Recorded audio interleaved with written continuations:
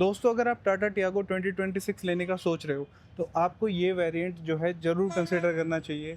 यह है टाटा टियागो का pure plus variant with CNG. तो आज इस वीडियो में बताने वाला हूँ क्यों ये इतना वैल्यू फॉर मनी वेरिएंट है और क्यों आपको इसको कंसिडर करना चाहिए। तो एक एक बारे में डिटेल में बात करते हैं इस वेरिएंट में सी जो है फीचर ऑफरिंग हमें हो जा रही है। तो सबसे पहले कर लेते हैं बात फ्रंट लुक्स की।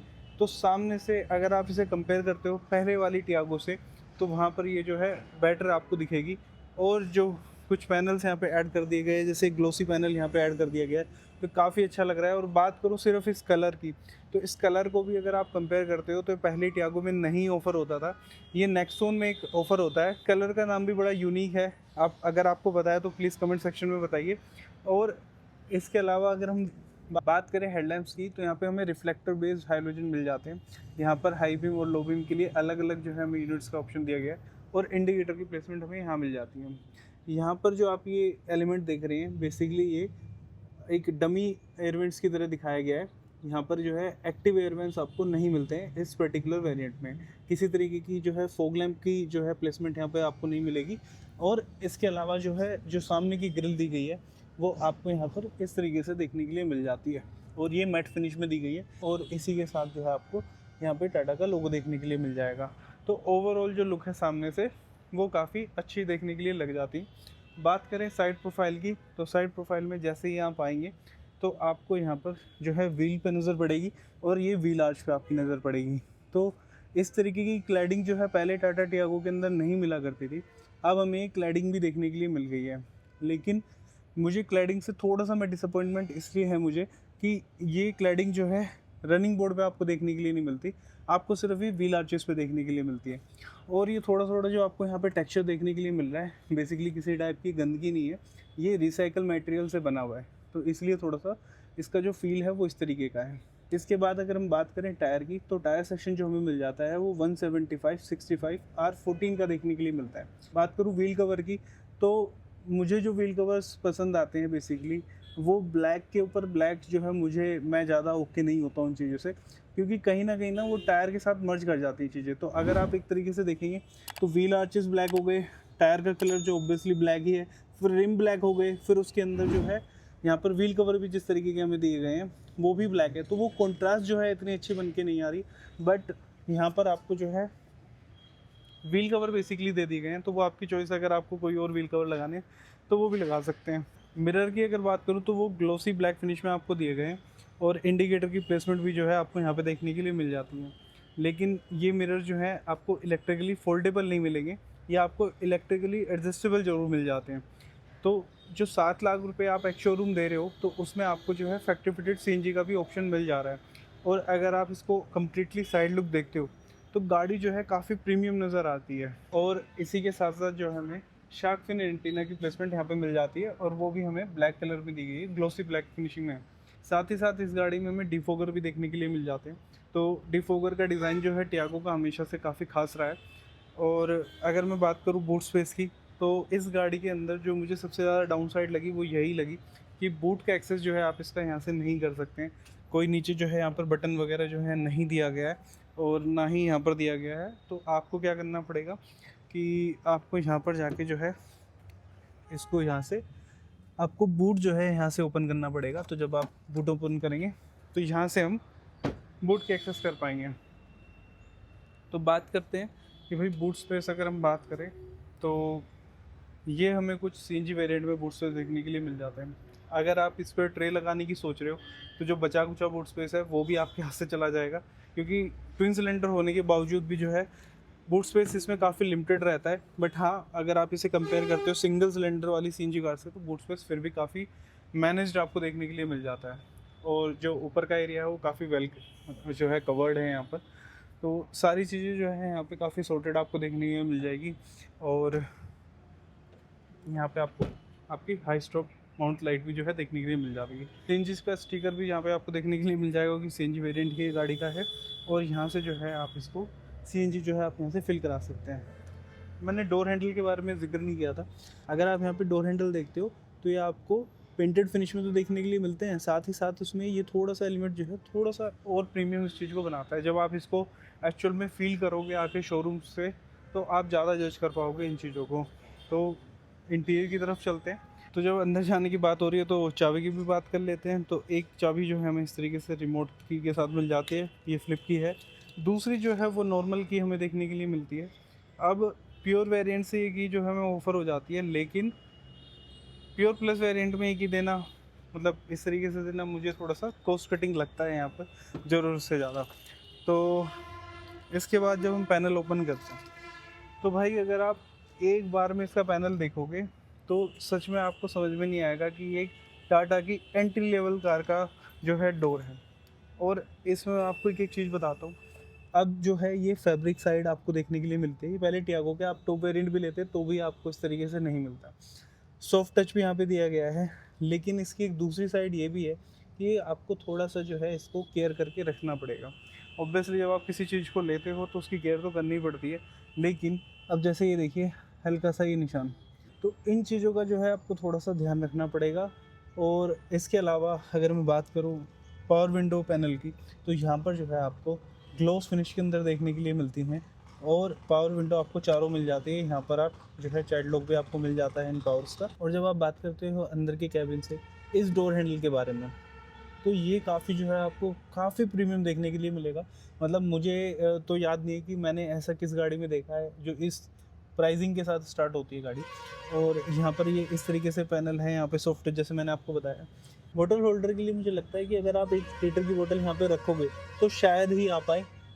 और यहाँ पर अलग से जो है पॉकेट में अंदर आपको यहाँ पे सेपरेशन देखने के लिए मिल जाएगी। और ओवरऑल जो है लुक आपको डोर का ऐसा देखने के लिए मिल जाता है। सीट्स की बात करूँ तो सीट्स भी जो है आपको फैब्रिक्स में देखने के लिए मिल जाती है। जो डिसअपॉइंटमेंट मुझे अंदर सीट्स को लेके है वो ये है कि आप कोई भी वेरिएंट इस गाड़ी का ख़रीद लीजिए, उसके अंदर आपको एडजस्टेबल हेडरेस्ट नहीं आते, ना तो फ्रंट में आते हैं ना बैक में आते हैं। तो ये थोड़ा सा मुझे डिसअपॉइंटमेंट लगती है। बाकी जो गाड़ी की सीट्स की क्वालिटी है वो काफ़ी अच्छी है। और फैब्रिक में मिलने के बाद सीट जो है, आपको पता है कि वेदर कैसे रहता है इंडिया में, और वहाँ पर अगर आपकी गाड़ी के अंदर लेदराइज सीट्स हैं और वो वेंटिलेटेड नहीं है तो वो एक तरीके से आपके लिए पेनफुल ही हो जाती है। वो इतना दिखने में तो अच्छी लगती है बट वो कंफर्टेबल उस लेवल पे नहीं होती है। तो जब आप ये चीज़ें देखोगे और बैठ के देखोगे सीट पे तो आपको वाकई में जो है मज़ा आएगा। अब बैठते हैं गाड़ी के अंदर, और गाड़ी के अंदर बैठने के साथ ही आपको जो है इस तरीके का लुक देखने के लिए मिल जाएगा। अब जो है डोर को बंद कर लेते हैं और एक एक बारे में बात करते हैं चीज़ों के। तो सबसे पहले जो है एसी वेंट्स आपको यहाँ पर देखने के लिए मिल जाएगा।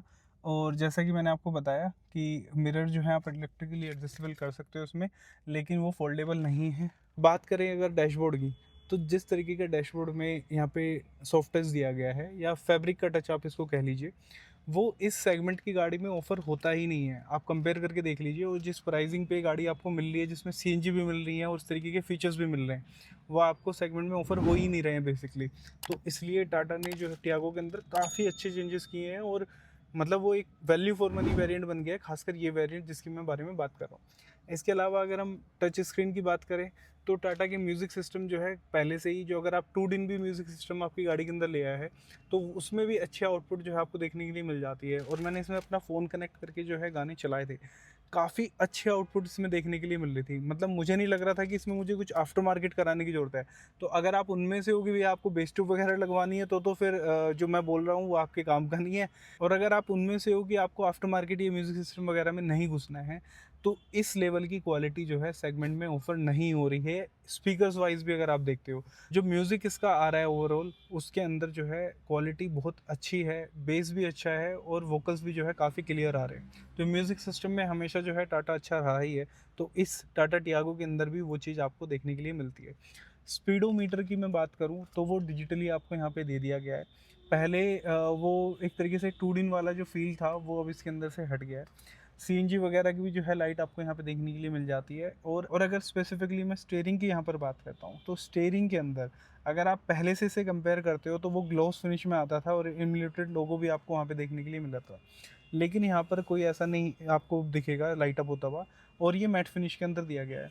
अब अगर मैं उस टियागो से उसको कंपेयर करूँ तो स्टीयरिंग उसको कॉम्प्लीमेंट करता था, लेकिन अगर आप इसको अब इस ओवरऑल इंटीरियर से कंपेयर करते हो तो यहाँ पर वो चीज़ें बिल्कुल बदल चुकी हैं। अब ये स्टीयरिंग जो है इसको ज़्यादा कॉम्प्लीमेंट करेगा। अगर आप इसको वो वाला स्टीयरिंग लगा के भी देखोगे, अगर कुछ होंगे इस तरीके के लोग जो इन चीज़ों में घुसोगे, वैसे मैं रिकमेंड नहीं करता इस चीज़ को करने के लिए, लेकिन ये स्टीयरिंग पर्टिकुलर इस वेरिएंट को कॉम्प्लीमेंट कर रहा है। और इस स्टीयरिंग पे जो आपको कंट्रोल्स देखने के लिए मिलते हैं वो भी गजब के हैं भाई साहब, क्योंकि इसके अंदर आपको सीएनजी वेरिएंट के बाद भी यहाँ पे क्रूज़ कंट्रोल देखने के लिए मिल जाता है। साथ ही साथ यहाँ से आप क्रूज़ कंट्रोल जो है मैनेज कर सकते हो। इसके अलावा जो है जो स्पीडोमीटर है वो आप इसको यहाँ पे जो है कंट्रोल कर सकते हो। टीपीएमएस भी आपको जो है देखने के लिए इस गाड़ी के अंदर मिल जाता है। तो ये काफ़ी चीज़ें जो हैं सेगमेंट से ऊपर वाली हैं।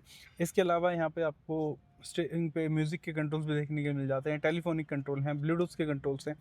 तो ये चीज़ें जो हैं आ जाती हैं। और एसी वेंट्स की, जैसे मैंने आपको पहले बताया कि एक एसी वेंट आपको वहाँ पे देखने के लिए मिल जाता है कॉर्नर में, और वो काफ़ी आपको ना टिल्टेड मिलेगा टुवर्ड्स द पैसेंजर और टुवर्ड्स द ड्राइवर, आप उसको कह लीजिए। और यहीं पर जो एसी के वेंट्स हैं, ये भी प्लेसमेंट जो है काफ़ी अच्छी मानी जाती है गाड़ियों के अंदर। जैसे मैं अगर अपनी इग्निस की बात करूँ तो उसके अंदर जो है यहीं पे म्यूज़िक सिस्टम के लेफ़्ट और राइट में आता है, तो उनका फ़्लो इतना अच्छा नहीं होता, और फ़्लो जो ड्राइवर की तरफ वाला वेंट है वो तो गलत ही आ जाता है। तो ये जो फ़्लो के लिए है माने जाते हैं, यहाँ पर पोजीशन काफ़ी अच्छी मानी जाती है। यहाँ पर भी जो है आपको थोड़ा-थोड़ा जो है क्रोम का इंसर्ट जो है देखने के लिए मिल जाता है। और यहीं पर एसी के ठीक नीचे जो है एसी के कंट्रोल्स भी आपको देखने के लिए मिल जाते हैं। और ओवरऑल अगर मैं पैनल की लुक की बात करूँ तो ग्लोसी फिनिश के अंदर दिया गया है, जो कि काफ़ी अच्छा भी लगता है, बट थोड़ी सी गंदगी जो है अट्रैक्ट करता है। बट इतने ग्लोसी पैनल तो, क्योंकि ओवरऑल जो है गाड़ी के अंदर वो मैट फिनिश में पैनल दिए गए हैं, लेकिन थोड़ा तो ग्लोसी पैनल आदमी डिज़र्व करता ही है कि भाई थोड़ा तो रखना ही पड़ेगा। और ये गियर नॉब जो है आपको थोड़ी सी टाटा सियारा से मिलती हुई जुलती लग जाएगी। यहाँ पर साथ ही साथ जो है सिल्वर के जो एसेंट दिए गए हैं। और यहाँ पर जब आप आएंगे तो आपको यहाँ पर जो है वायरलेस चार्जिंग के पैड्स जैसे देखने के लिए मिलेंगे, बट ये बेसिकली इसमें फीचर्स इस वेरिएंट में पर्टिकुलर नहीं ऑफ़र किया गया है। और यहाँ पर जो है आपको हैंड ब्रेक देखने के लिए मिल जाएगी, और ये थोड़ा सा आपको स्टोरेज जो है पीछे देखने के लिए मिल जाएगा। 2 कप होल्डर्स आपको यहाँ पे देखने के लिए मिल जाएगा। और इसी के साथ साथ जो कुछ बटन्स मैं आपको बताना भूल गया था, तो यहाँ पे सीएनजी के लिए आपको डायरेक्ट बटन एक देखने के लिए मिल जाएगा, हैज़र्ड लैंप के लिए मिल जाएगा, और डिफोगर के लिए बेसिकली आपको एक स्विच देखने के लिए मिल जाएगा। तो ओवरऑल जो है यहाँ पर टच के जो स्विचेस है वो गायब हैं, जो कि बहुत अच्छी बात है। और यहाँ पर अगर मैं बात कर लेता हूँ तो यहाँ पर हमें जो है कुछ ऑफ़र नहीं किया गया है। यहाँ पर जो है आपको ये इंटीरियर की जो है लाइट्स जो है एलईडी में ऑफ़र की गई है। और ओवरऑल जो क्वालिटी है वो काफ़ी अच्छी है। यहाँ पे माइक की प्लेसमेंट आई थिंक यहाँ पर दी गई है। और यहाँ पर आपको एक वैनिटी मिरर दिया गया है, और वहाँ पर कोई लाइट वगैरह जो नहीं है। और हैंडल्स की बात करूँ, ग्रैब हैंडल्स की, तो ये हमें सॉफ्ट टच के अंदर दिए गए हैं। तो ओवरऑल जो लुक्स है वो काफ़ी अच्छे है। यहाँ पर आप देखोगे तो यहाँ पर भी जो है 20% रिसाइकल वाली जो है बैजिंग लगी गई, क्योंकि इसमें जो मटेरियल यूज़ हुआ है वो काफ़ी रिसाइकल वाला मटेरियल जो है यूज़ हुआ है। तो काफ़ी अच्छा अंदर से लुक्स देखने के लिए मिल रहा है।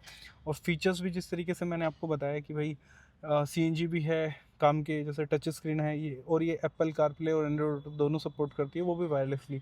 लेकिन ये वायरलेसली चार्जर जो है इसमें अवेलेबल नहीं है। तो मैं आपको बोलूँगा कि जब भी आप गाड़ी में चलो इसके साथ लॉन्ग टूर पे, तो एक वायर जो है ज़रूर कैरी करिए अपने साथ। अब इसी के साथ साथ जो है रियर स्पेस की भी बात कर लेते हैं। रियर में भी जो है आप जब देखोगे पीछे वाला डोर, तो वो भी जो है आपको आगे जैसा ही दिखेगा। यहाँ पर आपको वही फैब्रिक का टच देखने के लिए मिलता है, सॉफ्ट टच देखने के लिए मिलता है, और ये ग्लोसी पैनल यहाँ पे आपको देखने के लिए मिल जाएगा। पावर विंडो के कंट्रोल्स हैं। यहाँ पर जो है आप एक आई थिंक 1 लीटर की बोतल जो है ज़रूर रख पाओगे। स्पीकर्स की प्लेसमेंट भी आपको यहाँ पे देखने के लिए मिल जाती है। और जब मैं बात करता हूँ गाड़ी के अंदर स्पेस की, तो जो है कुछ ऐसा स्पेस देखने के लिए मिल जाता है। मैंने सीट पूरी पीछे करी हुई थी क्योंकि मैं शूट कर रहा था, तो मैं आपको मैक्सिमम व्यू देना चाह रहा था डैशबोर्ड का। तो जो है फिर भी जो है मैं यहाँ पे एक अपने ओके ओके वाली सीटिंग कंफर्ट में हूँ। अगर मैं सीट को थोड़ा आगे कर लूँगा तो मैं कंफर्टेबल पोजीशन में आ पाऊँगा। अगर मैं हेडरूम की बात करूँ तो काफ़ी अच्छा हेडरूम इस गाड़ी के अंदर देखने के लिए मिल रहा है मुझे। मेरी हाइट जो है 5'11" है, और ओवरऑल जो है गाड़ी के अंदर आप ऐसा लुक आपको देखने के लिए मिल जाएगा। तो मुझे ये लगता है कि एक अच्छा वैल्यू फॉर वेरिएंट है इस गाड़ी का, अगर आप इसको मार्केट में कंपेयर करते हो। क्योंकि अगर आप वैगनर लेने की भी सोचते हो तो वो भी आपको एक्स शोरूम 6.5 लाख रुपए की पड़ती है, बट उसमें फीचर्स आपको टच स्क्रीन वगैरह देखने के लिए नहीं मिलते हैं। और अगर मैं बात करूँ सेफ्टी रेटिंग की, तो वो भी एक उसका लूपहोल है कि उसमें आपको सेफ्टी इतनी नहीं मिलती है, और इंजन की भी अगर आप इंजन वाइज भी कंपेयर करते हो, पावर वाइज भी कंपेयर करते हो, तो टियागो जो है उससे काफ़ी बेटर दिखती है अगर आप इसको पेपर स्पेक्स में भी देखते हो।